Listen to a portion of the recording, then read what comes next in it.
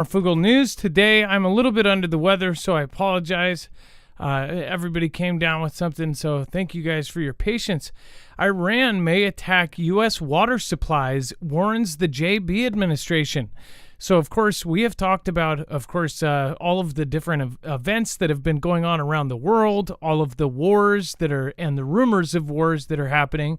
But, of course, we've also talked about FBI telling us that there are imminent threats and that it's worse than it was in 2001. Now they are telling us that Iran is poised to attack U.S. drinking water supplies, the JB administration has warned amid rising tensions in the Middle East. Now, again, Jake Sullivan, JB's national security advisor, sent a warning to state governors, asking them to be on guard for potential cyber attacks on their critical infrastructure systems. So if you're not ready by now, and if you're not paying attention, whether you believe that they are legitimately caring about us and that they believe that this is going to happen, very well, a Fantastic Freddy type of event, this is something that people should be prepared for. Now, they're saying water supplies, that is one piece of critical infrastructure, which is absolutely one of the most critical out there as far as we cannot survive without water. In fact, the reason why 90% of us would die in a grid down scenario here in the U.S. is because the water would go down. In fact, it is not because we'd be taking each other out or the civil conflict that would ensue. It would be because of water. It really boils down to it, that 90% in the first year, that number boils down to not having access to fresh water. That is because without power, you do not have water. The pumps stop working. You don't have fresh water for everybody to drink. Now, as far as they're saying cyber event, well, we're headed into some pretty crazy kind of aligning events right now. April into May, obviously we've talked about this time period for a while, and now they're telling us yet another threat, and they're being very, very specific, talking about our critical infrastructure.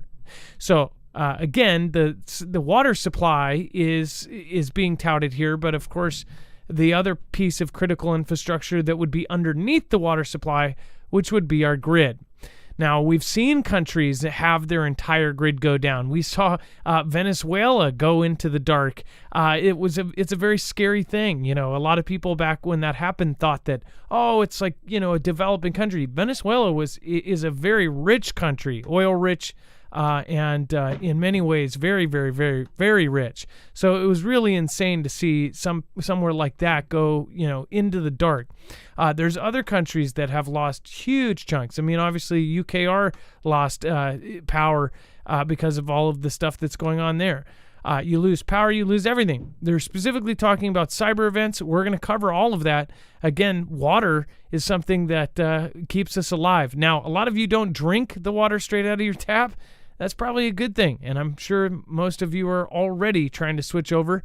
But again, this is something to pay attention to. We'll be right back with more. Stick around.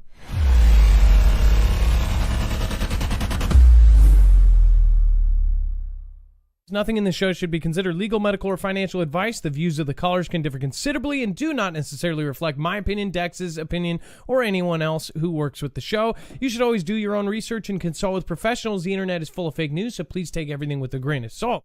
If you have not already, it helps us out if you end up going through any of our affiliates, and it helps you out if you end up protecting yourself against cybercrime. NordVPN is one of the best and one of the easiest to use. If you do not have a virtual private network, it protects your IP address, which is your online identity, which actually connects to your real address and everything else. It also connects to you. If you know anything about how they are data logging and basically getting your profiles down, you can prevent that by having a VPN. Nord is, again, one of the easiest. Download it. It's like an on switch and off switch. All you have to do. Go to marfooglenews.com/VPN. Not only will you get a giant discount on this, but you will also be helping us. I appreciate your support, and I appreciate everyone that goes through any of our affiliates. Can't say thank you enough. He's on the road. He's on the road. He's coming back. All right, so there's one more really important part here, and it says in it they cited ongoing threats from hackers linked to governments of Iran and China, and warned hackers associated with both states have previously attacked water systems. This came from a warning letter. This whole thing was from the warning letter co-authored by Michael Regan, the head of the U.S. EPA, or the Environmental Protection Agency, and made it public on Tuesday. It says, disabling cyber attacks, this is a direct quote, are striking water and wastewater systems throughout the United States. So this is not saying they could. They are actually saying that disabling cyber attacks are striking water and wastewater systems. Wastewater, the water that goes down in your toilet. Obviously, we have seen times in history where if the basics like, toilet, our toilet and sewer systems go bad, that's where you start getting into real trouble, where you start getting into disease and all sorts of other things. Heck, when the Black Plague happened, a lot of the problem was that they didn't dispose of the people that perished, the rats, the fleas, everything else. It was really bad. People couldn't imagine this in our civilized society now, but if we did lose power, everything would start going to crap really quick. In fact, they have whole documentaries where thousands of scientists came together to basically show you what the world would look like without humans in it and how the human world would fall apart after, we were gone. And it's pretty crazy how fast it would actually collapse and fall apart. Now, same thing goes for if the infrastructure is down. Here's the important part. This is how you know that they don't have a great plan for this. It says that they warned that the drinking water and wastewater systems were, quote, an attractive target for hackers because while they are lifeline critical, they often lack the resources and technical capacity to protect themselves from potential attacks. It says, quote, we need your support to ensure that all water systems in your state comprehensively assess their current cybersecurity practices to identify any significant vulnerabilities, they told state governors. So right there, one thing that you are pulling out of that is that, first of all, they don't have a massive plan for something that is this big. Now, Sheriff Rick Jones came out just a few weeks ago, did a press conference, and said to everybody, hey, me and 3,300 sheriffs went to this White House debriefing by the FBI and other intelligence agencies, and they told us that there's something big coming and that it's not going to just be something that is attacking the selection of our next prez, but it's going to be something that's going after every state, that it will be going after not only the big selection day, but the local and state ones as well. So that's pretty crazy when you think about it, especially if you do have a certain type of hat on and you're thinking maybe this stuff is all, purposeful or orchestrated. Whatever you think, again, with this being put out there, I think that people have their antennas kind of, zoning in on this. It says they went on to request that each state exercise plans to prepare and recover from a potential cyber incident. Now, we know if in the event of a massive event, our entire grid goes down, they do not have a plan. They have a plan to to turn the power back on. It's called Black Start. But the plan as far as how to deal with the chaos, that's not even capable. We're not even capable of doing that. There is no real plan if the worst case scenario happens. And that's where we're at right now. Now, these countries, if they do something like EMP or they knock our power out or they do a cyber attack that cripples all of our systems, that's something that could be, it's not like we can wipe them off the map. It's not like we can respond by nuking their entire country off the map. So it is a more probable scenario than, say, a nuke hitting New York, right? It's kind of scary that, something this bad is actually not, something we can respond with something that's really, really bad. So I don't think that they're as afraid to do something like this as they would be to, say, bomb New York or something. So with this, it says it comes after figures associated with the ISRGC or the IRGC, the Islamic Revolutionary Guard Corps, the Iranian state security body, were identified by Washington as carrying out cyber attacks against critical infrastructure entities, including drinking water systems. We actually showed you before, too, there was a gentleman that was watching the systems in one town where the water supply for that town, they were manually watching, and there was essentially a needle that kept going up, and it was being turned up remotely. Somebody was remotely turning up a chemical that's normally in the water, which, again, everybody that doesn't drink tap water already knows. But that safe chemical was being turned up to a lethal level. And if the person was not watching it, they would have not seen it to turn it right back down. That was a very, very freaky thing. And again, there's things like that going on all the time. What this also is basically saying that these are happening. We know for power attacks and attacks against our grid, we know that they're not actually reporting all of them. From the NERC and the FERC, essentially these two agencies that basically do watchdog services for themselves, basically the power company has a company, it runs the agency that's oversight for it. So again, it's kind of like, they can get they can get off with a lot. Also, they do not report a lot. A lot of stuff gets reported to the Department of Energy, the DOE, but it does not get reported to the public. We know that over 700 events happen to our grid, from people taking pot shots at the transformers, to people driving a car into it, to people setting off explosives. All these kind of things have happened in the last 5 to 7 years, and of course, they only reported 2 out of those 700. That's in the reports. Again, that's all public information. Now I think it's like 3, but again, it's not 700. So we don't know when these things happen. They're not going to tell us. That's why the public has to be prepared, because again, they like to keep these things quiet because they don't want to cause panic. What gets me is when they publicly tell you something like this. Why? So, what do you guys think? Let me know in the comments down below. I'd love to hear from you. Let me know. And also, sign up for our email list. If we absolutely know something is going to go down, not only should you subscribe, but that's not good enough because something could happen and we could not be here. Again, make sure to go sign up for our email list and subscribe and hit the notification bell. This email list, we will let you know if we absolutely have solid information. We don't use this email very often.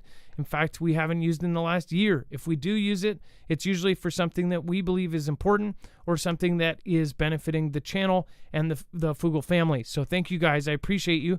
Marfooglenews.com. Let's bring in my co-host/internet brother, Dex James. What is going on and how are you doing today? Well, hello, Adam, and hello, Foogle fam. I'm doing just fine. And this notion of water tampering is pretty scary to me because when we were talking about it earlier, I actually had an issue with my water here. It started to smell weird, and we have municipal water, so it wasn't my problem. It was their problem. Fortunately, it went away, but it certainly didn't make me feel good about that. Yeah, I got really panicked there for a minute. I even contacted him. I didn't even think about that. So Dex, I was talking to him this morning, and he says my water smells like sulfur, and he ended up talking to the city. I didn't think about that, Dex. I can't believe you did it. Like, what? So what did they say? They said flush the lines throughout the house for about 10 or 15 minutes and on all the pipes on the cold water, and then see if it's still there. And it wasn't. It went away. So there was something in the line, but obviously from them. But they didn't have they didn't have any reports of significance. So I don't know what it was, but man, it sure did smell for a moment. That is so weird. Dex said he said my water smells like sulfur. And we don't drink it though. We use bottled water. We don't even cook in tap water, even though our tap water is fairly clean. But now I definitely second guess it because that was some smelly stuff. Well, I've used it and boiled it for like mac and cheese and stuff, and we stopped even doing that last year after all sorts of stuff was being said about obviously the water in general. And the more that you find out about kind of the stuff that they're doing publicly, it's kind of crazy.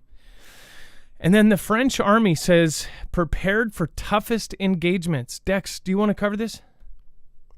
Certainly. So the French land forces are ready to respond to any threat as they prepare for even the toughest, quote unquote, toughest engagements. Their commander has said in the remarks just today.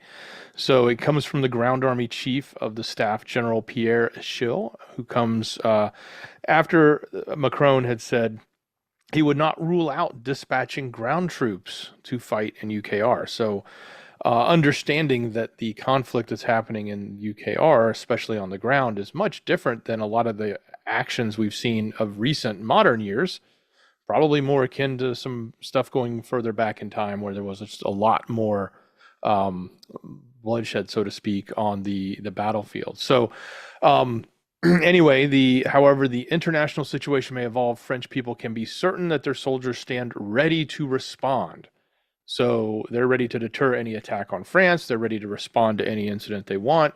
They are preparing for the toughest, quote unquote, toughest engagements to protect itself from attack and to defend its interests. The French army is preparing for even the toughest engagement, as it said. So big quotes coming from the chief of staff of the general, Pierre Schill, and also hot on the heels of Macron. So France is continuing to saber rattle this whole notion of will troops go into Ukraine, and they're not towing the party line, so to speak, with the rest of the NATO members that are saying, no, we're not sending anybody into Ukraine. Yeah, and this is pretty strange. Who else kind of was blindsided by France kind of taking the front on this one? That France would be the one that's really tough, or Macron being the one that's really tough. If you are from France, then let me know. Is this something that's normal? Like, I don't follow. We only get the kind of big stories coming out of France. We hear about the French farmers protesting. You know, we hear about him raising the retirement age, and everybody's mad. But we don't really see too many clips. It's not our president. It's not like they show us on the nightly news here or anywhere all of his press conferences, so we don't get to know the guy. It's kind of like, and then also the stuff that we do get, we get these kind of whiffs of the fact that he is sidestepping away from the USA. Just days after he met Xi Jinping, he said, "Oh, we're going to step away from the U.S."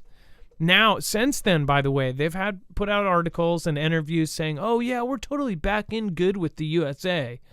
But the USA basically really screwed over France. France had contracts with Australia to build them submarines, and under the AUKUS deal, U.S. basically took that from under them, and Australia was kind of like, well, we need submarines now. We don't need them in 16 years or 14 years or 12 years when you can build them, France. U.S. can build them in like 2.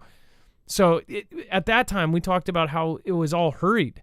But that really pissed off France, and France was not happy at all. They kind of got cut out of the deal, and it cost them a lot of money. It cost their economy. It cost a lot of things. Now, when you think about that, Australia getting more submarines, the U.S. Building more submarines, we actually just canceled doing another one, but we, between the AUKUS deal and that whole thing, we have a ton of submarines. Kind of makes me think of the story from the last couple of days of how India is buying all of these sub-hunting helicopters.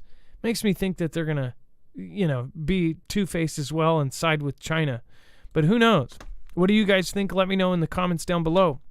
And then Germany buys long-range U.S. missiles amid Russia threat. Germany's Air Force has ordered 75 U.S. cruise missiles at a cost of 8 billion euros in the latest effort to build up Berlin's defenses in the face of potential Russia-NATO war. The JASSM missiles, again, have estimated range of about 900 kilometers, making them near equivalent to the Taurus missile system, which Olaf Scholz, the German chancellor, has refused to send to Ukraine. It comes after Boris Pistorius, the German defense minister, vowed to ensure that his country is kriegstüchtig. Am I saying that right? Kriegstüchtig.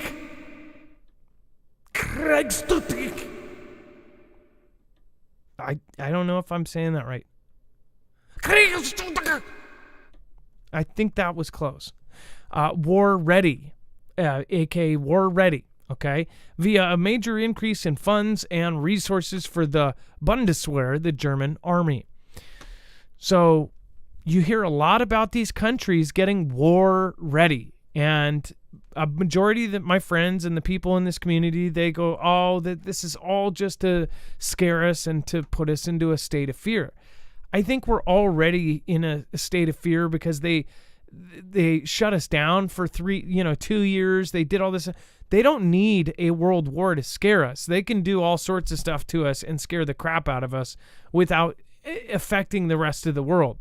That's what makes me worry about the whole world war situation, is that a lot of people really don't think they're basically calling a bluff, like, they're just bluffing. They're not going to do it. But I think they will. We've had 2 world wars just in the 1900s. It's been quite a while. I mean, you're talking about 1945. It's been almost 80 years.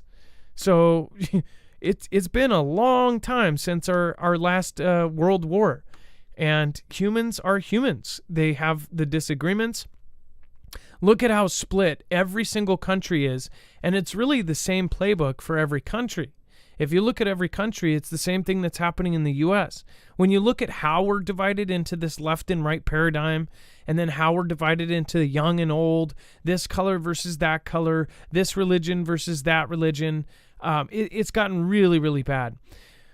But when you see that, you look at the world events, and because the internet has kind of uniformed all of the news and all of the media, and everybody can access everything, well, the people in charge have basically put out kind of the uniform playbook for every country.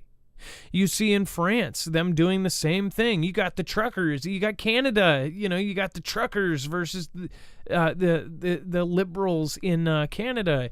You've got this happening all over the world. This right versus left paradigm. Even in what is it with I think it was Maduro. Is Maduro Venezuela? And I'm just thinking off the top of my head. Is Maduro Venezuela, or is he's not Venezuela, is he? Yeah, it's the president of Venezuela, Nicolas Maduro. Yeah, so like Maduro, they had a whole argument there and pieces, and it's like I think he's the right-leaning president, right? But they have this whole split down the middle, 2-party system in every country, and they're essentially playing the same tricks in every different language. And what's so crazy is there is that language gap. They can do that, and so many other people don't know it's being done. The reason I say this is all of their news in their language. It's like nobody else, unless you know 5 languages, which the average person usually knows 1, you don't see the games that they play in other countries. If you get really smart, you can basically get, pilled in one country's tricks and be smart enough to figure that out. So you have to be a real genius to figure out the entire world and different languages. A good example of how we can see this is, when now people are playing the AI version of the voice of Mr. Adolf from World War II. And what's so crazy is people are actually listening to the words that he's saying. The guy, obviously, he said these messages out that everybody could agree to. And he was basically going to his people and saying, you're the oppressed. These people are the oppressors, this and this and that. He was very well spoken. He was very articulate. You hear that in English and you realize, I think it made a lot of people snap in their brain like, wow, that's why this guy got so powerful. They understood the message. They're not just reading a translation. They're actually hearing it from him in his voice, but in English. And it freaked a lot of people out. They're like, wow, I saw comments on underneath saying, like, why do I agree with him? There was scary stuff there. And it's like, you have to realize there's this language barrier, but the same things are happening across the planet. Not saying that what Mr. Whatever his face was doing was good, but the point is that they can play the same playbook in every country of the world. And because you don't know that language, it stays, it stays completely compartmentalized. It's kind of like we naturally compartmentalized our world via languages. What do you guys think? Let me know in the comments down below. And then before we move on, if you guys haven't already, make sure to go check out EMP Shield. Lots of Fuggle family members have this on their vehicles already, on their generators, on their boats, on their RVs, on their homes. It protects you and it grounds the signal of not only a solar event, but also multiple strikes of an EMP or an electromagnetic pulse. If we have an adversarial attack from any one of the big five or many other smaller ones, it could knock down our entire grid. An EMP attack, they of course say, wouldn't actually physically hurt us, but what it would do is, if done right, it could knock down our entire grid, which could then shut down all of our infrastructure, shut down water, gas, everything. And then that's when they say 90% of us would perish because of the lack of water. So again, if everybody had this and if every system was all updated and everything had this protection, it wouldn't even be an issue. And that wouldn't be a cataclysmic scenario. But unfortunately, we're not up to date. We're extremely vulnerable. But the way you can protect yourself is to go over and get an EMP shield. Go to marfooglenews.com/EMP. It takes 10 minutes to wire into your car. You don't need somebody else to do it. It doesn't matter. We've 86-year-old Fuggle family member, grandma of 16, just did it the other day. So she did it in about 12 minutes or something. It's red to red on your battery, black to black on your battery, green to ground, and then, of course, just bolted into the side of your engine block. There's other versions. Go to marfooglenews.com/EMP and make sure to use the code MARF. It helps us out. We're completely on our own, so thank you guys for going through us. Either way, it saves you money and it protects you from a disaster. And then North Korea's overseas firing drills with super large rocket launchers, state media says. Dex, what, super large rocket launchers, I guess. That's a technical term, right? Yeah, super large rocket launchers. It just sounds funny. That's what our military calls them. They roll them out. They call them super large SLs. Anyway, back to back. Literally yesterday, he was firing rockets, short range missiles. Now he's getting these super large rockets out and overseeing it. So day 2 of drills on his part, firing these off, aiming them towards them. This he guided both drills Monday. And the next day, or Sunday and Monday, whatever, it's been back to back. He's done multiple launches now. So this is continuing. If you remember, the one we talked about yesterday was when Blinken was there in Seoul, South Korea, visiting, and then on his way to the Philippines. And then we've got another one. So there's this continuous back and forth, and it just seems like Kim is really itching to get something started. He certainly is chest beating more so than he has in recent months.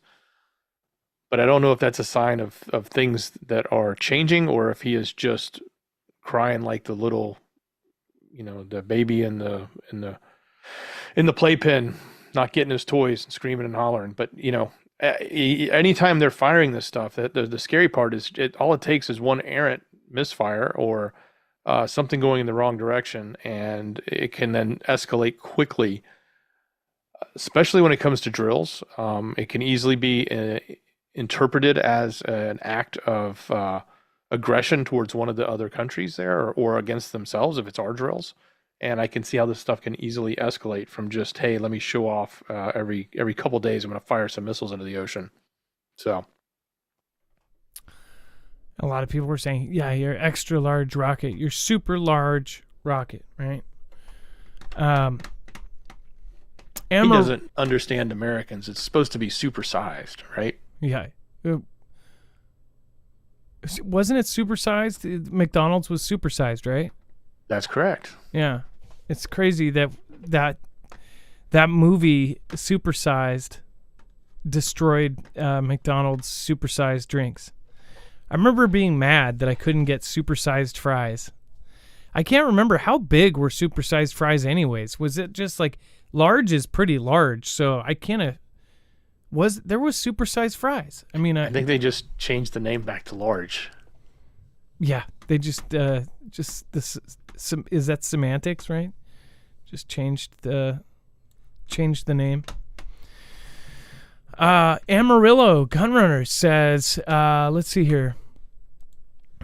Anybody else think the government's warnings of solar flares is a setup? I don't really, because I've followed it for like 7 years and the government didn't really say anything about it. And it's like solar cycle 25 has been, talked about for a very long time. I mean, since I got into this stuff like 15 years ago, people were talking about solar cycle 25. And then especially over the last 5 or 6 years when those two scientists, who really a lot of people are kind of going for the 22-year cycle, basically the sets of 2 cycles inside the cycles and then a cycle inside of the cycles. Yeah, I don't know. I don't know. And what part of the government is warning about the solar? It's more like MSM that's warning about the solar cycles. I also think, though, too, that there's MSMs that those are human beings underneath, whatever they're not being handed to say for the government or for the powers that be. It's like they have to just make up stuff or find stories to talk about. So you get some people that are like, oh, let's do something that's, they're covering something that's scary or interesting or just doing what regular news does. They try to do kind of grab your attention headlines. But as far as that goes, like, they're covering what has been going on. I don't know. I don't think it's a setup and you wonder, like, why are all of the rich and elites preparing for this massive event, but nobody knows what it is? Why are they're doing bunkers? We wouldn't need bunkers for a solar event, would we? I guess depending on what scenario happens, right? If you've got people on the surface of the earth with no power, people are going to go nuts. One thing I thought about, and this is, I don't know if any of you experts out there know this. I know that there's some seriously hardcore preppers out there. If you have a backyard bunker or something, you have to have a ventilation system. Could it not be plugged? Couldn't somebody go around and just start plugging all of the air systems for the bunkers? Like, whoever's on the surface, couldn't you go up and basically seal that air pocket? Like, that would freak me out, being down in a bunker, locked in, and then somebody basically just seals up the top. Or if something really bad happens and then it plugs it up. How does that work? Dex, you know what I mean? Like, they all have the ventilation systems. Do they usually you have more than one, and you have them disguised, and then you also sometimes have contraptions on them that can clear out anything. I mean, that might not survive if somebody piles a pile of, wet concrete on top of it and makes a mound over it. You might have to actually come out of your bunker to clear that. But yeah, it certainly is something to consider. I guess I didn't think about that, like a gadget or like somebody put a bag over it or something. It might have a flamethrower built in, or some sort of high pressure air burst that, blasts out all of the debris or something.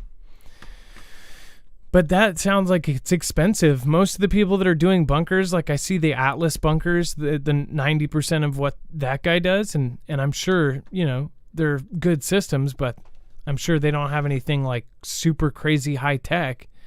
They probably have just a ventilation system with some sort of tube coming out of the ground that has the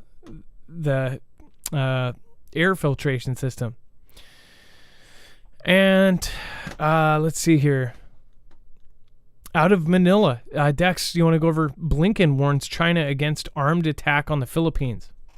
Well, as we said, he was in Seoul, and he was on his way to the Philippines. And while he was there, he certainly reiterated the position. Now, if you remember, we talked about the State Department's position, bringing up the fact that there's the older treaty that we have with the Philippines that says we will protect them, or we will work with them on any type of issue, that especially if they get attacked by someone else. So he reiterated, not necessarily that, but just saying that, we're standing behind them. He was talking in a press conference after meeting with the folks there in the Philippines, in Manila. And so trying to hopefully de-escalate what's happening with China. I don't think that's really what's going to happen. I think it's just more making sure that the lines are clear, that we're on this side and you're on that side. I don't think China's going to go, "Ooh, we're scared of Blinken now." I have a sneaking suspicion they're going to keep doing what they're doing. But I think he said they're very visibly of the very visibility of those actions, talking about the water cannons and other stuff, I think has provoked from a number of other countries clear statements in support of the Philippines and against the provocation actions that are a threat to peace, security, freedom of navigation, and basic rights under international law. So, but again, that's what he was doing. We knew he was on his way there. I think we reported on it a couple days ago that he was going there. We talked about him going into Seoul when Kim gave him a welcoming gift, and then now here he is with his words, hoping to make China pack up their toys and go home. But I doubt that's going to happen at all. Yeah, they're going to be scared of Blinken. Oh, he's going to sell us a used car. And we have China maybe developing plans to take out U.S. satellites from the moon, Space Force General says. So, obviously, we've covered all of the different things that they are saying that they're doing up in space. China, of course, says that they're actually going to be building a multi-mile long structure. They have their own ISS now, or I guess it would be a CSS or something. But China could be planning to attack U.S. satellites from the moon. This sounds really wild. It says a U.S. Space Force commander said amid growing U.S. concerns about China's space program. So what they're warning here is that our satellites would go down and the blame would go towards China. Defense One reported that the comments from Brigadier General Anthony Mastelier, commander of U.S. Space Forces Indo-Pacific, who discussed China's lunar exploration program at a conference Monday, says, quote, "From a military perspective, I'm curious about are there attack vectors that we haven't considered or that we need to consider, whether it's XGO or cis cislunar or otherwise." Cislunar. What the heck does Dex? Can you look up cislunar? I hope I didn't just gender the moon or something. Cislunar. What does that mean? I'm guessing cis as in it's a Latin for something, moon, right? It means between the Earth and the moon. Okay. And then XGO, I'm guessing between the Earth and the moon or outside. That's just outer space. Outer space. Yeah. Okay. That's what I thought. Or otherwise. XGO is space. Oh, okay. So they did end up doing it. It says Masterlear said that he remains most focused on potential conflict on Earth, but that China's moon strategy needed urgent consideration. For now, I'd be more concerned about what these new orbits, a moon presence, what it does for potential attack vectors to our traditional operating orbits. The U.S. has thousands of satellites in orbit, which are used for a range of civilian and military purposes. It also has cislunar satellites used to monitor ballistic missile threats. U.S. officials are increasingly sounding the alarm about China's military plans in space. I know when there's stories like this, it's automatic. Our community is so torn. Our community will not believe that anything is going to happen because now everybody is so torn on which way they believe, or they might believe this, but they don't believe this. It's crazy because some people will say, I don't believe any mainstream, but then when they're trying to convince their friends of certain things, they give their friends mainstream articles proving this. It's like everybody ends up using MSM in one way or the other to try to prove a point that they're making, but then they don't believe others. I do believe that there's a war above us, whether that be the science idea of space or on somebody's coffee table, and we're the marble and we're sitting on a coffee table right now or something or whether we're in a simulation or whatever other people have their theories about. Whatever your theory is on it, I do believe that there is something going on above us. As far as the comments before and the military members we've talked to, I've talked to at least 3 different people that are now in Space Force. They're not high up or anything, but they've all said the same thing, that they are getting prepared for basically a space war. And it won't look like Star Trek or Star Wars or anything like that. It will look like sabotage. Everybody's going to try to sabotage everybody else. And that's what many believe is already happening. They're basically loading up space with things that can sabotage other things in space. And we've seen that. They're designing satellites that can take out satellites. They're designing ISSs that can take out ISSs. They're designing platforms in space that can essentially aim things down at Earth. So the Brigadier General here, what I don't get though is the regular military does not tell us that there's a war going on, but several of the Space Force commanders have. So that is kind of suspicious. The regular military will not say it's a war, but yet the space commanders and the Space Force, they have openly said there is a war going on in space. They've said that they've weaponized space. They've told us about the threats, everything else. The one thing is, even if it was orchestrated and people had something to do with it, the evil ones that be, they all were actually working together, and they were, filling our minds with BS about, say, EMP or something like that, I would still think that an EMP would happen. I would just question on where it came from or who actually launched it. Because there's a lot to gain. The power over the world is something that is an extremely difficult task to do, and not one person can really do it. It's all a bunch of groups that really end up having a lot of control. And what's crazy is very few people are in control of basically 8 billion people. And that's really, really disturbing to think about. Now, when different names and people end up coming up in these circles we don't even know about, I bet they battle it out and they do these things and they change things around. It's kind of like they're the alphas, right? They're the alphas of the world. Only it's not in that kind of sense. Like, these guys aren't actually alphas, but they're money alphas. And they have the money to basically have power over everybody. The reason they have power is they can change things. They can change schools. They can change colleges. They can change culture. They can change social media. They can change information. Whoever controls the information controls the world. And we've seen over the last few years, they're controlling all of the information.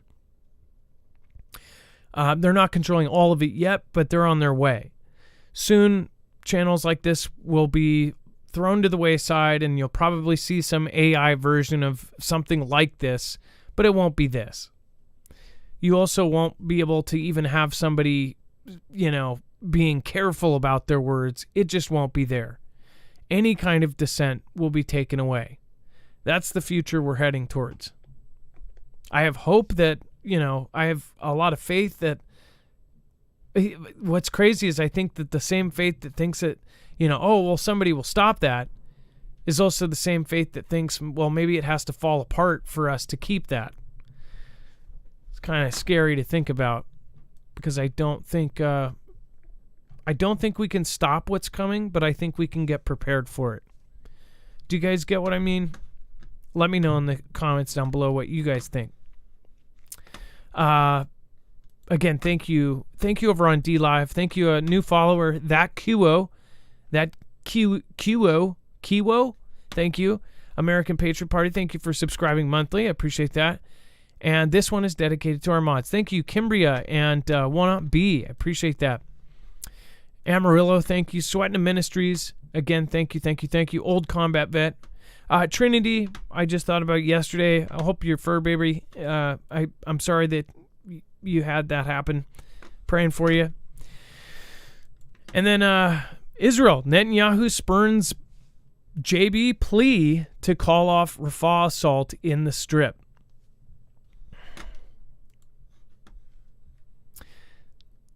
Dex, do you want to go over this? And yeah, absolutely. So look, we told you about the phone call. So there was the phone call between the two on Monday.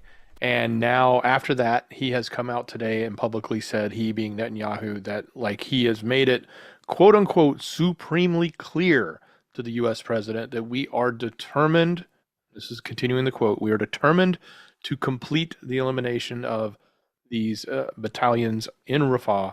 And there's no way to do that except by going in on the ground, end of quote.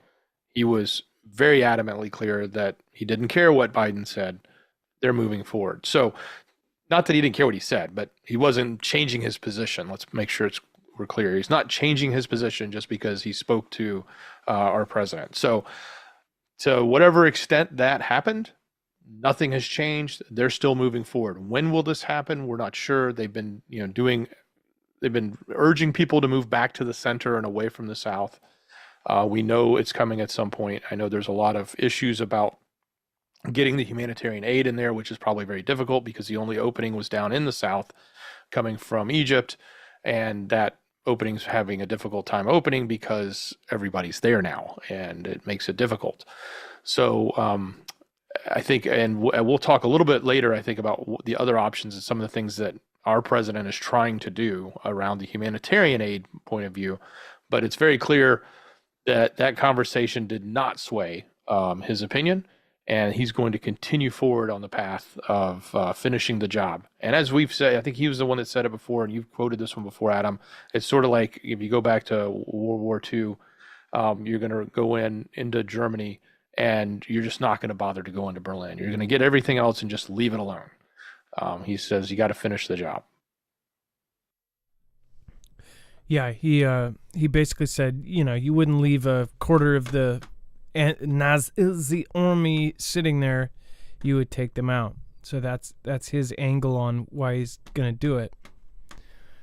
I see mixed support. A lot of folks that say the same thing. Yeah.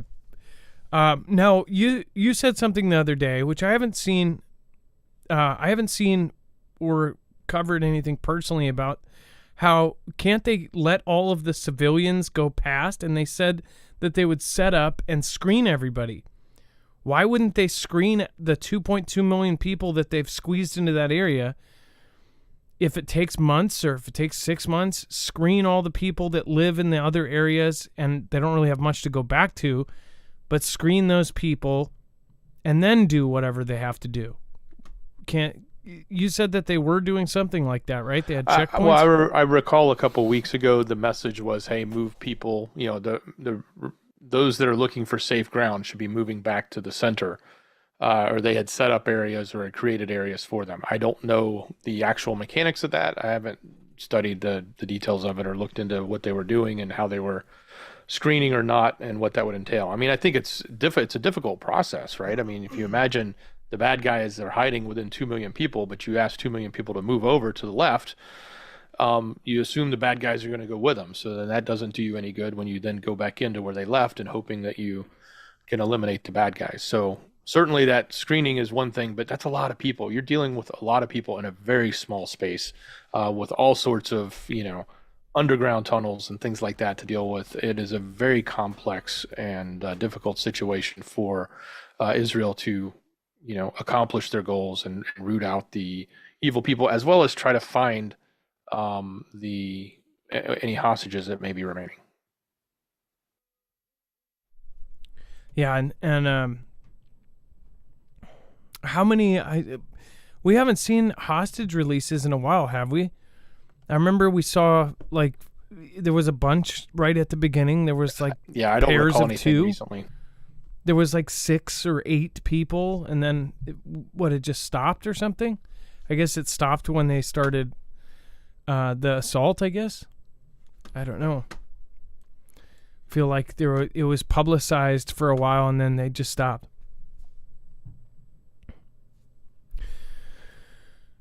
And then the strip photos show that the U.S. Army's largest watercraft carrying equipment to build a floating pier on the strip. General Frank S. Besson departed for the Eastern Mediterranean on March 9th with equipment and supplies to build a temporary pier off the coast of the strip. Now, this is after the crazy event of they were airdropping supply crates, and it turned out to be a pretty big mess. It says it was soon joined by 4 more Army watercraft carrying materials for the pier, followed by 4 more that will be deployed over the next month.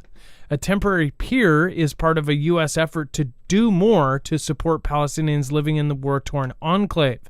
At least a quarter of the population in the Gaza Strip is on the brink of famine, the UN Office of Coordination of Humanitarian Affairs said. It said that the U.S. Navy isn't the only military branch with a fleet of maritime vessels. The U.S. Army has its own naval force and transport via soldiers and the combat gear they need. A fleet that includes landing craft, tugs, barges, and more. The Besson, a lead ship in its class, a logistics support vessel, an amphibious landing ship designed to bring cargo to shallow terminal areas and underdeveloped coastlines, thanks to its ability to create a floating bridge. By the way, just on a side note, like the craft that they have, like I forget what, the hovercraft, and these are huge. I remember the first time I saw one of these hovercraft was in, I think it was Rumble to Bronx. It was like a Jackie Chan movie, and seeing how big they were and how massive they are, those things are just so freaking cool. But one thing I think about is how they are going in with these, and honest, like the side note, like how those kind of craft can actually carry supplies and things like this, like actually go pretty much anywhere and do this. It's pretty cool, to say the least. At 273 feet long with more than 10,000 square feet of deck area, the Besson-class vessels are among the U.S. Army's largest ships. During logistics over-the-shore operations, LSVs can carry up to 900 metric tons during intra-theater line haul, and they can carry up to 2,000 metric tons. It's capable of hauling essentially up to 15 Abrams main battle tanks at a time, or up to 82 20-foot-long shipping containers. 82, that actually puts a really good perspective on it. 80 or so shipping containers, or 15 of the big boy tanks. That's freaking cool. And then, so with the whole, what was the problem again? Why was there a lot of controversy over the pier? Dex, do you remember what? I don't know that there was controversy so much as it was supposed to be announced as part of one of the speeches from Biden, but at the time, there was also this consternation, and you can still see this disagreement, if you want to call it that, or this. It's not really a conflict, but the fact that our president is asking Netanyahu to do something different, and he's saying, no, I'm not going to do something different. So they're on two different pages. And even there was a point where the administration, our president's administration, had come out and said, well, if they don't agree with us, we might just withhold things.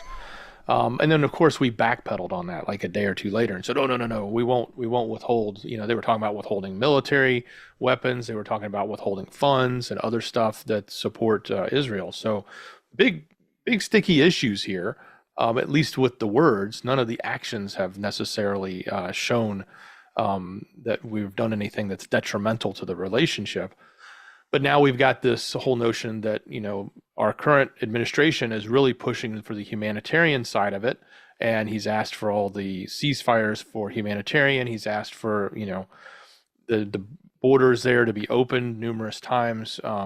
And now he's trying to put this water pier in, this floating pier in, so they can use that as a mechanism to get supplies in to the people that are affected in the Strip. That's what our administration is saying. So certainly Israel is not against that. They have often done their parts towards trying to get supplies in, but they have to balance that against security and what happens. And then the other side, a lot of times it goes in and it's all taken by the leaders of the T group there of the Hamas. So and then it's not necessarily distributed equitably to the people that are in need. So it's a sticky situation all around.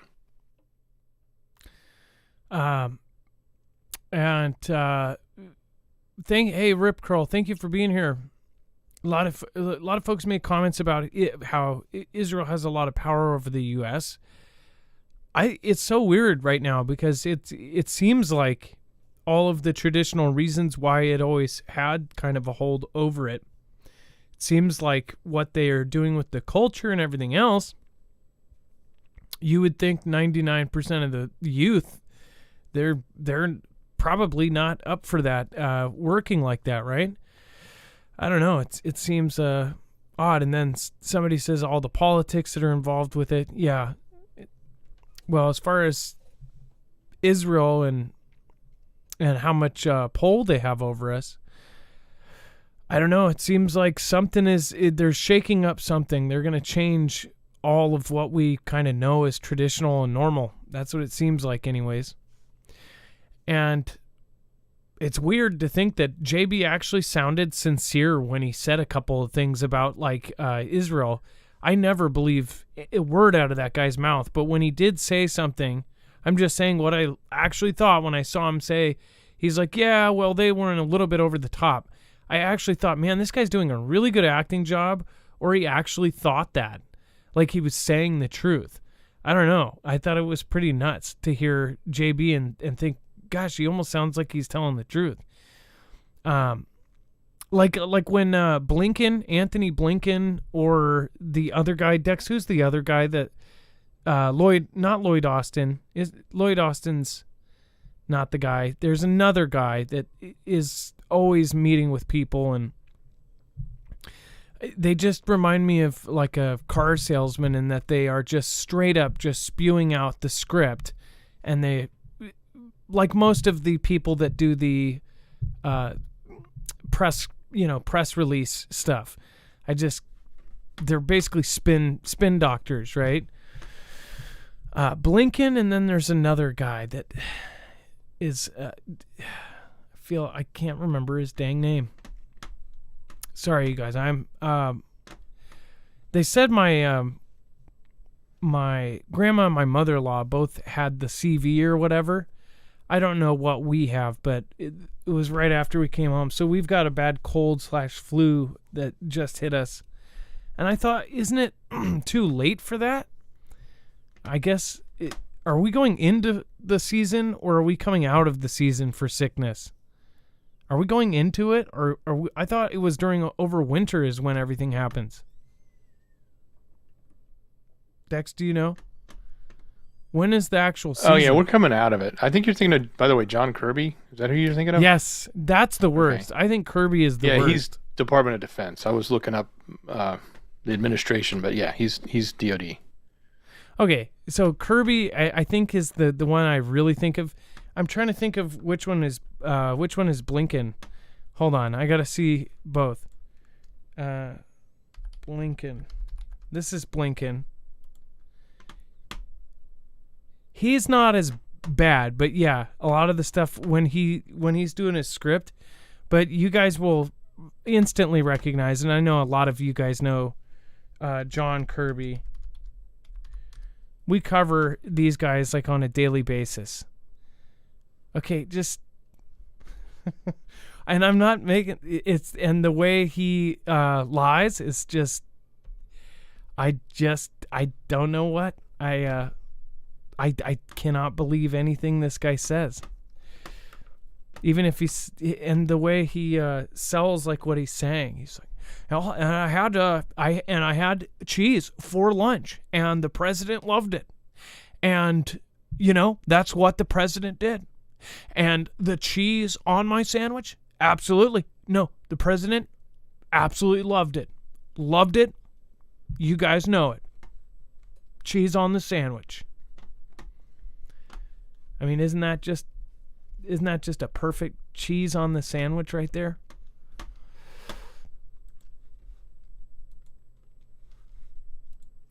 And then Cuba on the verge of total collapse as country hit by blackouts and runs out of food and power.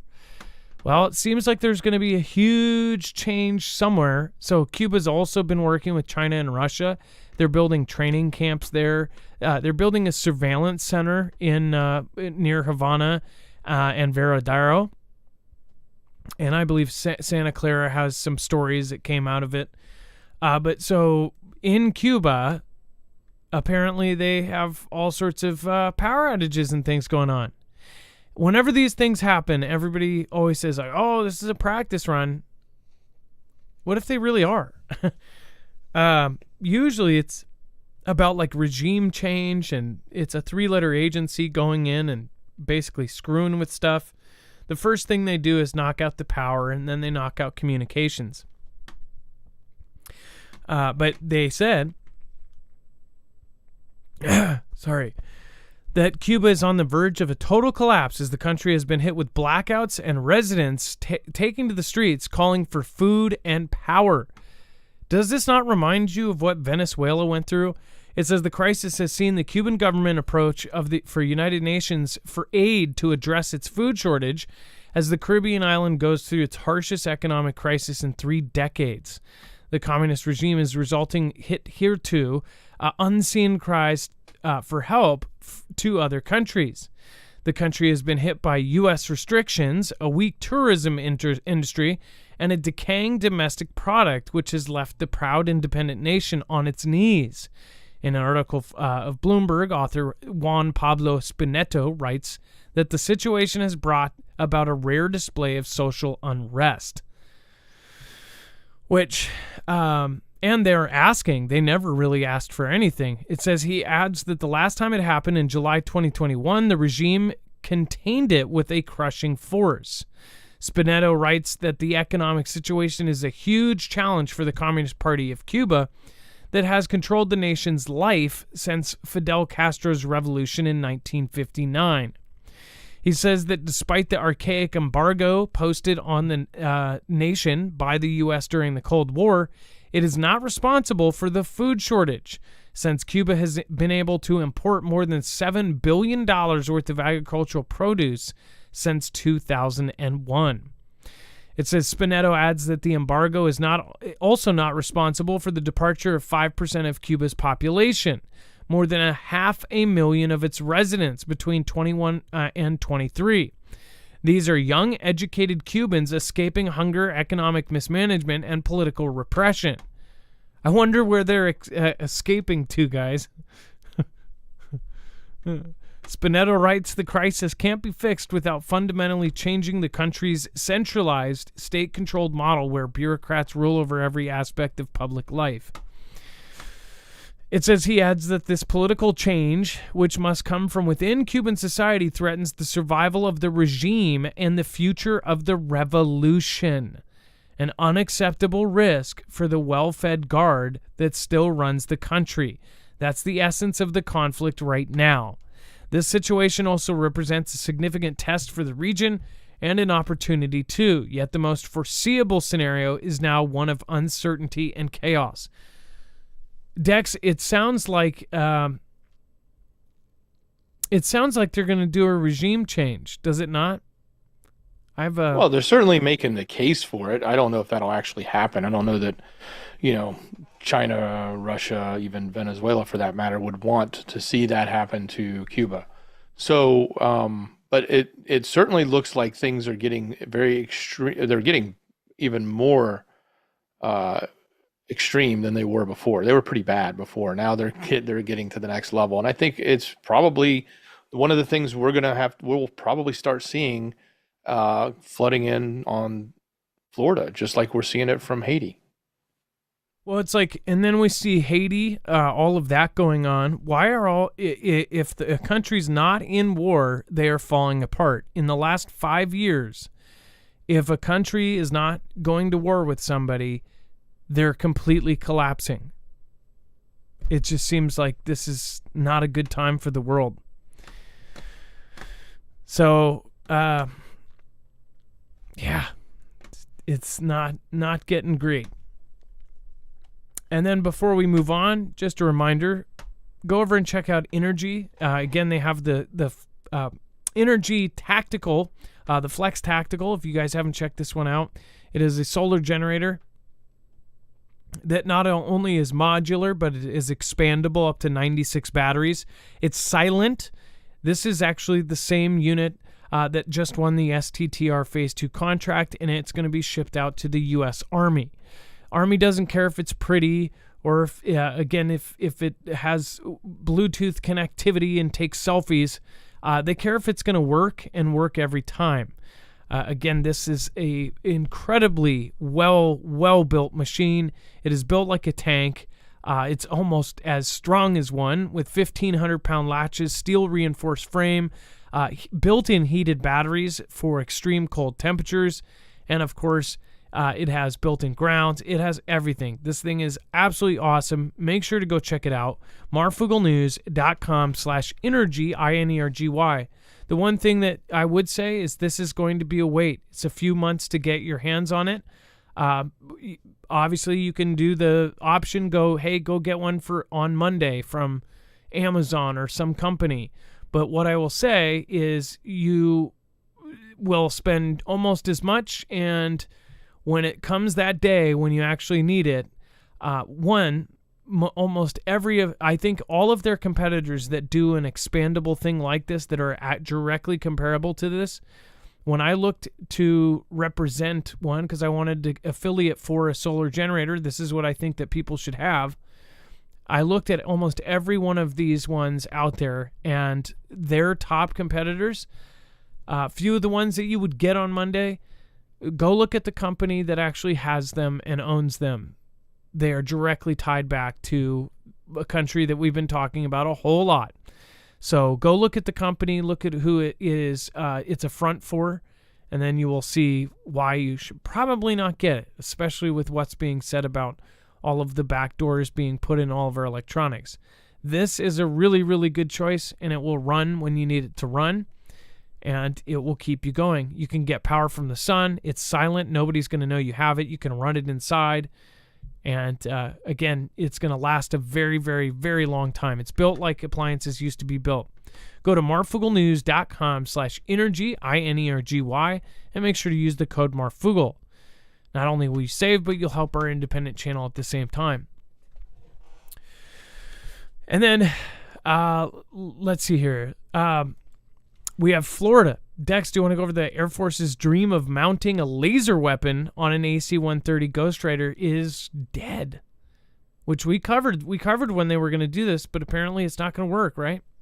Yeah, it's not. So apparently this is happening. It's the Air Force, the special operations. So, spec ops teams. This is one of their fancy gunships. And it's a C-130. They were hoping to install the AHEL. They announced it back in November that they were going to put it in. They were going to start testing in January, and they would be finished in June, and that would give them their test period to determine if this was going to be feasible. They actually did have some decent tests on the ground, but they abandoned it at this point. They said, hey, it's not working the way we want it in this system, so it doesn't. They didn't say exactly why, but they just said, we're going to stop now and pass it back into the inventory for the Air Force so that it can be used on another ship or a different ship. It's just not going to work for spec ops. So they said, hey, it didn't work for them, and they weren't going to continue testing it. So I don't think it means that it physically didn't work. It just means it didn't work in the configuration they were trying to achieve from this C-130. And you can just imagine that person sitting in that gunning position on that ship being able to, shoot a laser would have been a really cool opportunity for that that ship, but it's just not working out. So they passed it back in. It's now going to move on potentially to another Air Force aircraft that they'll test this out on. So if it works, then the AHEL may live to see another day. If not, then they may be looking for another product. But the product itself actually works. It's just at whether or not they can make it work in the right ships they want and give it a useful configuration, if that makes sense. So crazy to think of like a plane like this flying over and you see a laser beam coming out of the dang thing. I mean, this is the ship that the spec ops are coming out of the hole somewhere trying to, get their job done. And this is the one giving them cover from far, far above, right? And laying down fire at a great distance with those big cannons. So it's an amazing ship. I forget what movie it was. It was a recent one, 2022 or something, where it was a private organization that goes in and gets these guys, and he pays this company to basically help him go back and get this guy. He screwed him over, his translator. It's about going back and getting his translator. But in the end, one of these comes in, and they're on like a dam. If anybody remembers this movie, the AC-130 ship comes in and just blasts every guy on the dam. And it was such a cool scene because I believe they used a real ship. Obviously, the dam part was fake, but they showed a real ship firing. And man, that thing is just such a huge, crazy, crazy, crazy weapon. Firing from up that high, it's like they don't even know what hit them. And Covenant, yes, that was it. That's it. The Covenant. It was an okay movie, but man, that scene was incredible. The last minute basically saves their butts. And then somebody says, by the way, the question is if you can wait 6 months for the energy. So I guess my point is, yeah, and you could wait up to 6 months for it. I waited 7 months for mine, and that was 3 years ago, but I've had mine for 3 years, and it has worked every single time.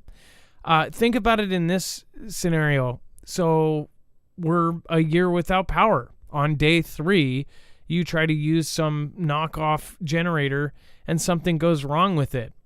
You can't take it apart, or if you do take it apart, it's got some of the worst components in it ever. You can't fix it even if you could, if you knew how. Again, it's something that you want to get that just works every time. And you also are thinking about, it's a generator. It's something that you will use for years, if not decades. Especially if you're dealing with lithium, you want to have high quality lithium. It's like buy the cheap Walmart batteries and put them in a remote. You're going to put them in something, whatever it is. The cheapo batteries, they may be $1 for 8 of them, but they die in like 4 seconds. Well, the same thing with the really, you could have 1,000 watt hours on this, generator battery, but if it is crappy quality, then you're not going to get the same thing. Just like if you get a cheap cell phone with a cheap lithium battery, it's going to die after 2 months or whatever. It's going to start fading. If you get a good one with the proper system and the proper computer with it, it's going to tell the battery how to recharge. It's going to save that battery for a very, very, very long time. That's why you get a good one. You don't just get a piece of crap one. It's like, I put it alongside the lines of like, my friend has a 1960s toaster oven. He still uses it. It works perfect. It has it works every single time. It toasts the toast perfect. It doesn't have any advanced buttons or digital freaking things, but it was made out of metal and it works every single time. But the companies realized if they make a toaster like that, you're never going to buy another toaster. So they started making with plastics and stupid crappy metal and crappy components. That's why things fail, is so you buy another one. They make it right the first time. If you buy a cheapo one, not only could a country turn it off remotely, or a possibility that they could, but you might not have it for more than 3 months before something happens. And there's not going to be a warranty no matter what company you get it from. If everything hits the fan, you're going to be screwed. So that's why you want to get the right one. It's worth 6 months. I've told people that if they can't get it, if they can't wait the 6 months, get a gas-powered generator. And if you can, order it and then get a gas-powered generator in the meantime. And then when you get it, try to sell your gas-powered generator on Craigslist or Facebook or something and get most of your money back or whatever money you can get back, and go with solar. But yeah, I'd highly recommend it. Again, we don't change affiliates lightly. We've had 4 affiliates over the last 5-6 years. If you look at some of people out there, they'll have 50,000 different affiliates. They'll sell anything and everything, and they'll sell flashlights, they'll sell this, that, lasers, diet plans. I don't do all that. If I pick a product, it's going to work, and it's going to work for a very long time. So I just want to clarify on that, because a couple of people didn't want to wait the 6 months, or they got nervous, and the same company is shipping those out to the U.S. Army. So they don't mess around. When they get the right one, they get the right one.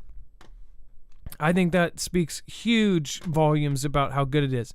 And they work directly with EMP Shield, and many of you already have had the EMP Shield for 5 years, and you know what you're dealing with on them as well. And then Texas, temporary SCOTUS win. Dex, so what happened here? Well, the ruling that has been up in air on whether or not Texas could allow the local police to arrest anybody that was coming across suspected of crossing illegally is now back in their favor. So they're calling it temporary because the ruling comes days after the court extended a block on the state law that requested the current administration, which sued to strike down the measure. So the Biden administration argued the law known under Senate Bill 4 and signed by Governor Greg Abbott in December would usurp federal authority on matters related to immigration enforcement. So it marks the most significant effort by a state to take control, and now it's in their hands. They're allowed to do it again. It was taken away, then it's given back. This is going to be an ongoing case that's going to go back and forth. The case now goes back to the Fifth Circuit again, which could again block the law. And then it will set it up, if they do that, for it going to the Supreme Court. So that's the final step. Obviously, that's the highest court in the land. So it's basically working its way through the system. And if that's why they call it temporary, because if the Fifth Court decides to block it, then it will then go to the Supreme Court for final decision.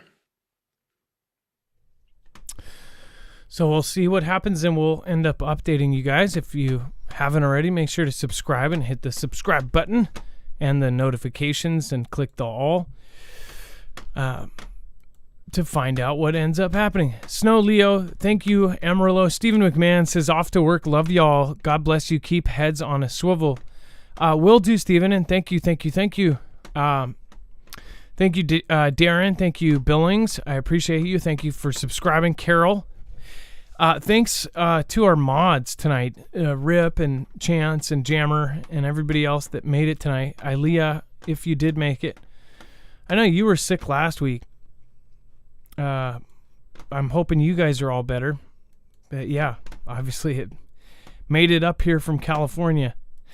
And then DC Key Senator criticized Munchin's TikTok bid ties to golf money. Dex, actually, could you cover this one too? I got to take 1 second off. Yeah, sure. So Senator Ron Wyden is the chair of the powerful Senate Finance Committee, has sharply criticized the former Treasury Secretary, Steven Mnuchin, and his ties to money from the Middle East in their effort to buy TikTok. So if you didn't know, Mnuchin has been working with a lot of people to drum up some money so they could get investors and actually potentially buy TikTok. Now, it also means TikTok has to be willing to sell itself. They may say, no, we're not going to sell. Or they may just sell it without the algorithm, so to speak. There's a whole different ways this could play out. All of this is because of the recent expedited signing of a bill by Congress, which is now sitting in the Senate, which they're expecting to get done quickly. We'll see. that will then go to the president to sign and turn into law, which would require TikTok, as well as any other company that's like TikTok, but there aren't any that meet the qualifications at this stage, to either be shut down or divested, or meaning sold to somebody that's not an adversary of our country. In other words, it's being controlled by China, so they don't want that.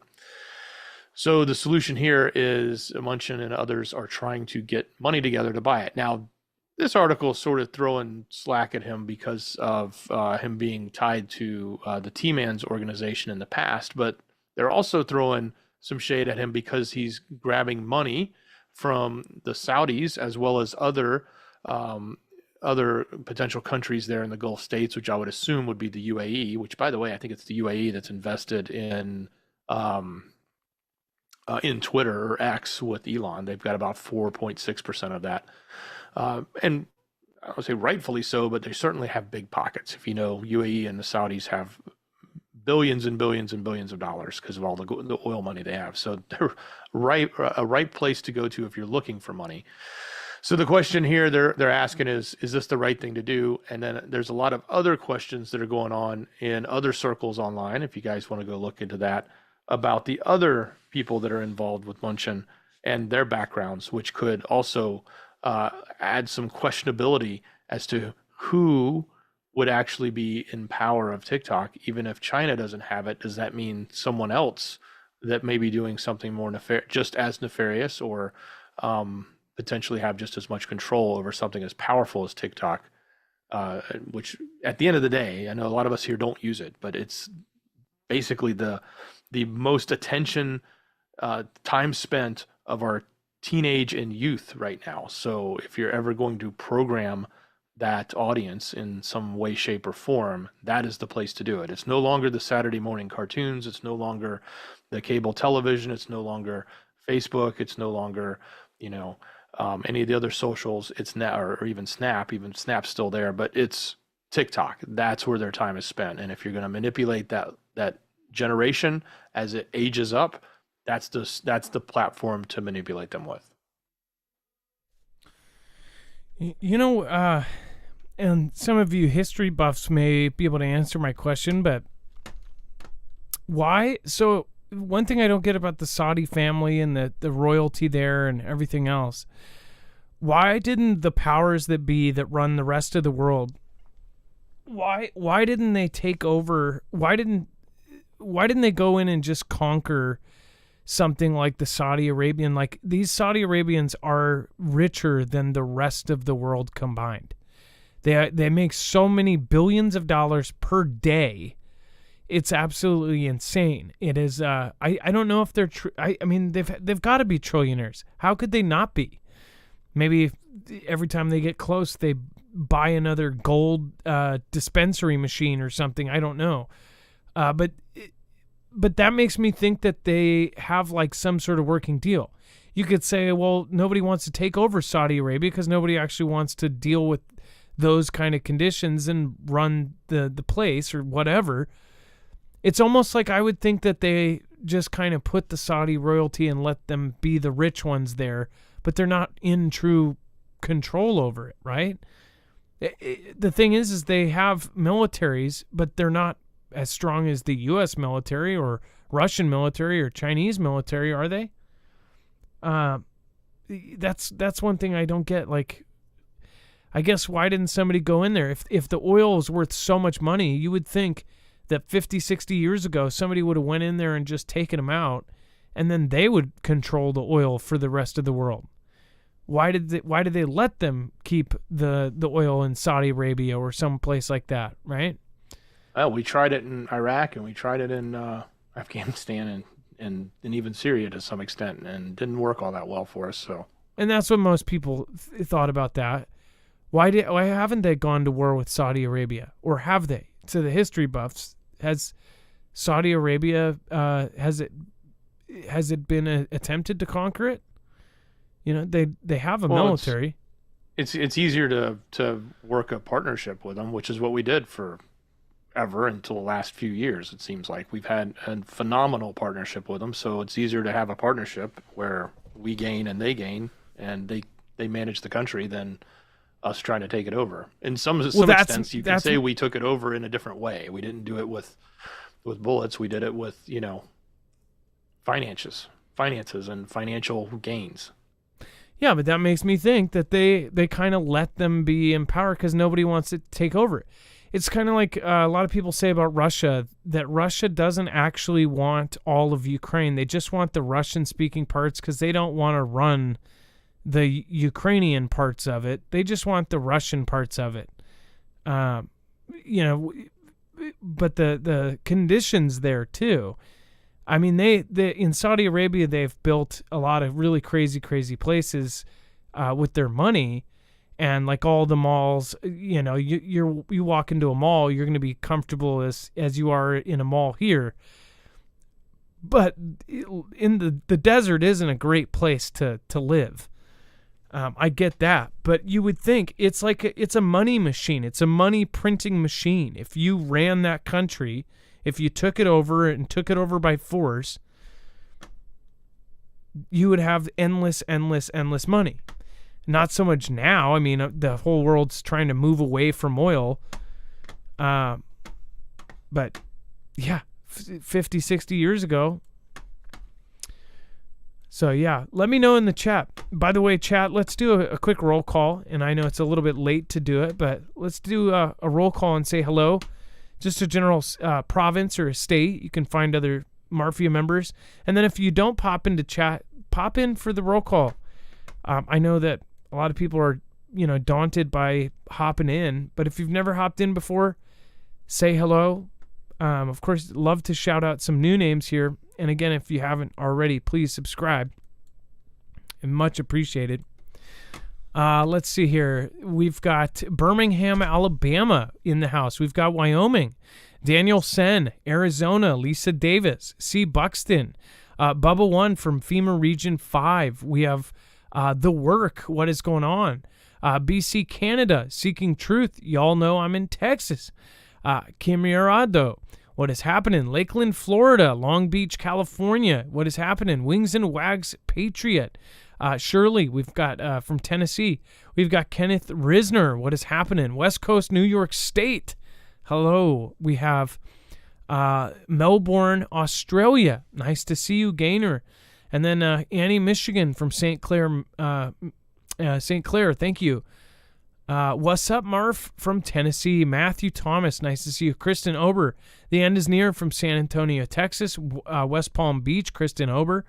Luminescence, Kern County, California. Kern County. Every time I think of Kern County is when you guys had that false alert there. I feel like it was a false tsunami alert or something.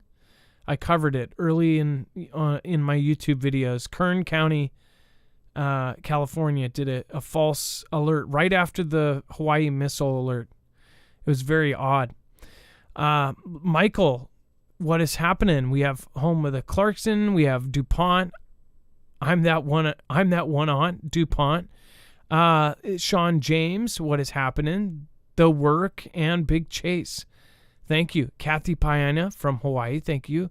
Tracy Shua, Dallas, Texas, and a bunch from Canada. Linda Hope, nice to see you.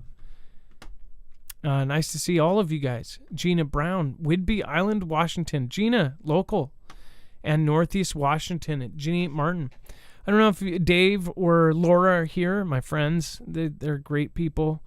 Hopefully they are doing well out there. All right, and let's see here. We have Saudi Arabia plans $40 billion push into artificial intelligence. Speaking of which, they have so much money. They're planning so many crazy projects. Now they are going to put $40 billion into artificial intelligence. I just want to also point out, let's do a show of hands. Do a 1 if you've seen it, 2 if you haven't. Have you seen even one example or many examples of a Sora video, a Sora artificial intelligence video? There's a point to this too. 1 for yes or 2 for no. 3 for what is Sora. 1 for yes, 2 for no. Have you seen even one Sora generated video. And we'll pull this up. So this is going to be a big deal for you watching the replay at home, drinking your coffee in the morning. There's probably too many 2s here and too many 3s. So Sora, Sora, Vlad honestly says, are we watching one right now? Very soon, I don't know if you're going to be able to tell if you are, and that's the scary part. So a lot of 3s don't even know what Sora is. This is kind of scary. And the reason I'm saying this is scary, and it's no offense to you guys, you guys need to go look up Sora videos and watch them right now. This is for your own safety and your own good, because trust me, you are going to be blown away. We covered a few. We actually played them. We actually got a funny copyright thing from one of them, and it went away because it was from like a news channel thinking it was their stuff, but it was because the news channel also showed the Sora video, and they probably showed it first or something, and then they were like, hey, you're using our footage. And we're like, no, that's Sora stuff. But we showed you examples of about 8 or 9 of them. You can go back to that show, and you can watch them on our show if you want. Dex, maybe we can link that show, but oh my gosh, it is absolutely scary that so many people here have not seen it. There's a lot of 2s, a lot of 3s. Sora is artificially intelligent generator, kind of like ChatGPT, only it makes video. And you can put in the prompt, I want a puppy walking on a beach at sunset, but I want I want to have an eagle nest on a perch on a mountain in the background. It will do all of it. And not only is it going to do it, it's going to do it, and it's going to be like you are watching a cinematic movie that was shot with IMAX, and you're going to believe it's real. Now, there's a few instances here and there where you're like, oh, that guy's got 5 fingers when he's walking, or his leg overlapped. The dog might have like a 5th paw or something pop up every once in a while. But the fur on the dog will look real. The shadow, the everything. So much so that Tyler Perry, you guys may know, makes cultural videos. He makes like Tyler Perry's Medea, Grandma, all of those movies. Tyler Perry's made millions and millions and millions and millions of dollars. I would think billions at this point. I believe he is a billionaire. His movies have definitely made billions at this point. He was making an $800 million studio add-on, an extension.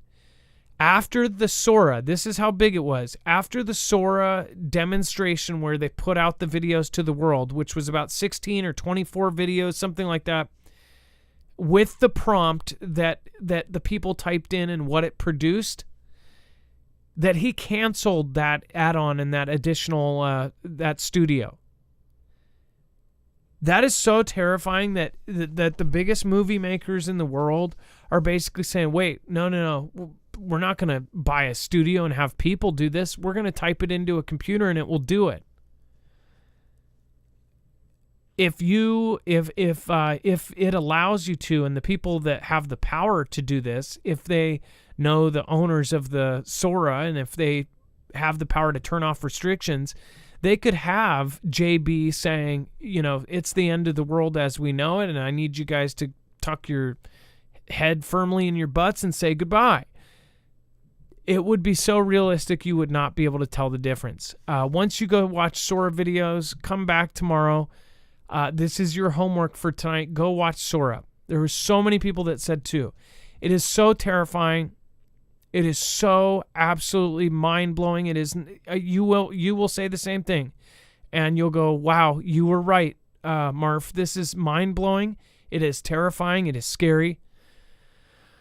In that sense, that along with ChatGPT and artificial intelligence, it is going to change our world, and it is coming like a nuclear weapon.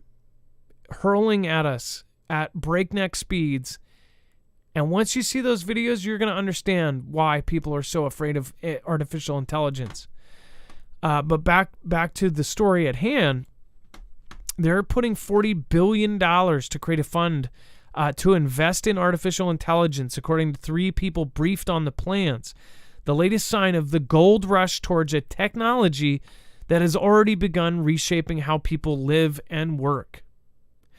In recent weeks, representatives of Saudi Arabia's public investment fund have discussed a potential partnership with Andreessen Horowitz, one of Silicon Valley's top venture capital firms, and other financiers, said the people who are not authorized to speak publicly. They cautioned that the plans could still change. The planned tech fund would make Saudi Arabia the world's largest investor in artificial intelligence. It would also showcase the oil-rich nation's global business ambitions, as well as its efforts to diversify its economy and establish itself as a more influential player in geopolitics. The Middle Eastern nation is pursuing those goals through its sovereign wealth fund, which has assets more than $900 billion. Sovereign wealth fund. Jeez, that's insane. Officials of the Saudi fund have discussed the role Andreessen Horowitz, already an active investor in AI, and whose co-founder Ben Horowitz is friends with the fund's governor, could play, and how such a fund would work. The people said the $40 billion target would dwarf the typical amounts raised by U.S. venture capital firms and would be eclipsed only by SoftBank, the Japanese conglomerate that has long been the world's largest investor in startups. Why is Saudi Arabia dropping? I mean, I guess they can, right? If you've got a separate community fund that's $900 billion, putting $40 billion into something isn't that big of a deal. Well, they must know something if they're putting a good percentage of it into AI, but I guess it's a pretty safe bet. But my fear is these guys are all going to invest in it, and then it's going to just absolutely take over the world. I don't think they realize that. You're going to invest in a world that's basically going to cut you out of it. Dex, what do you think about the $40 billion they're putting on it? No, they're going to turn that $40 billion into another $900 billion, and they're going to have $1.8 trillion when it's done. I mean, it is the place to invest because it is the future, even though it's the scary future, and none of us want to see it. A lot of us are scared of it. But it's not going anywhere, and that's the part. And it's going to be so prevalent in everything from, even any new innovation coming out is not going to come out without using AI, because it's solving problems that humans can't solve currently with the technology we have without AI. So, it makes total sense. It's almost like, going back to 1994 and saying, I'm going to invest $40 billion in the internet, and everybody laughs at you and says, why? But it is the thing. But it's like in 93 or 94 saying, I'm going to invest $40 billion in the internet after a demonstration of the internet that basically showed every single person on the planet why it's absolutely the future. That's the thing. Like, people that do realize what it does should know. This isn't like it's going to be the internet, but it's going to be 1,000 times the internet. It will be the internet. It's not just the internet. It's the creators on the internet. It's the channels on the internet. It's the movies on the internet. It's going to be everything.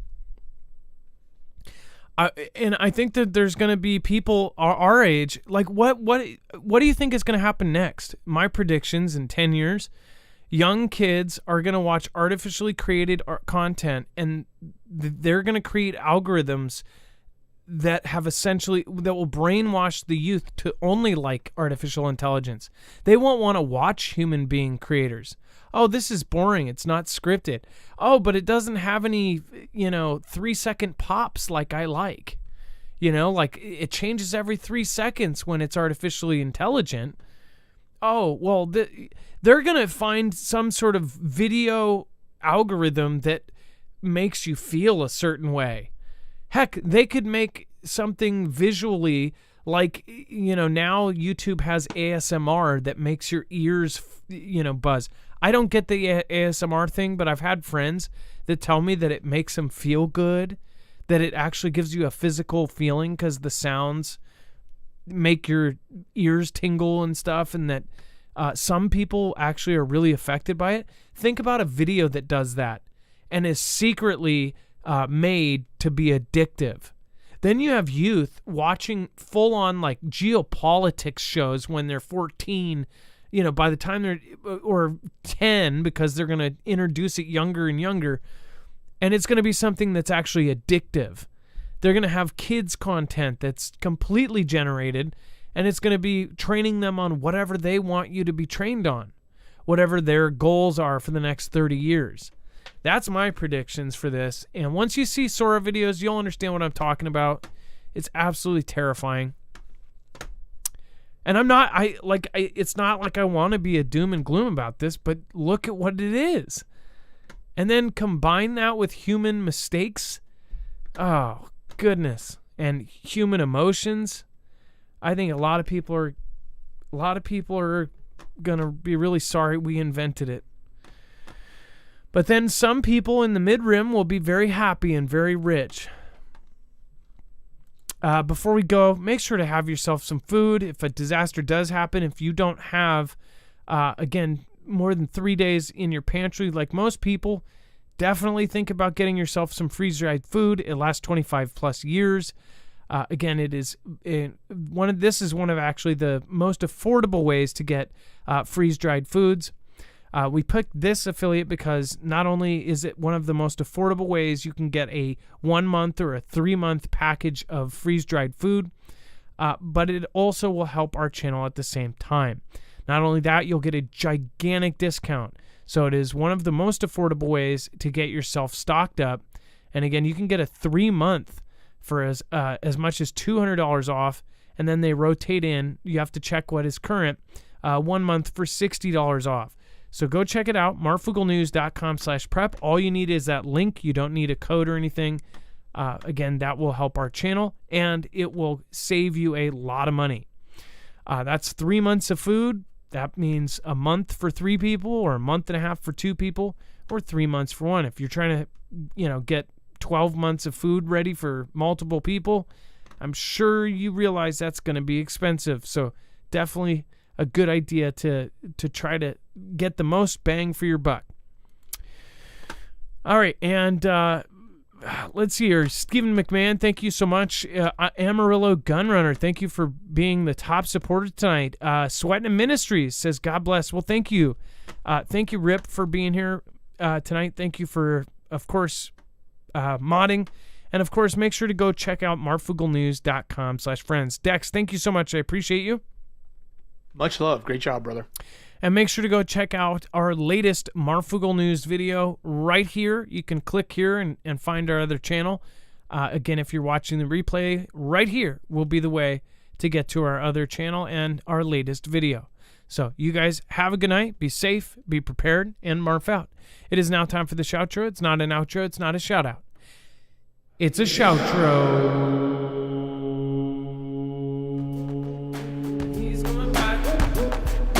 He's on the road. He's on the road.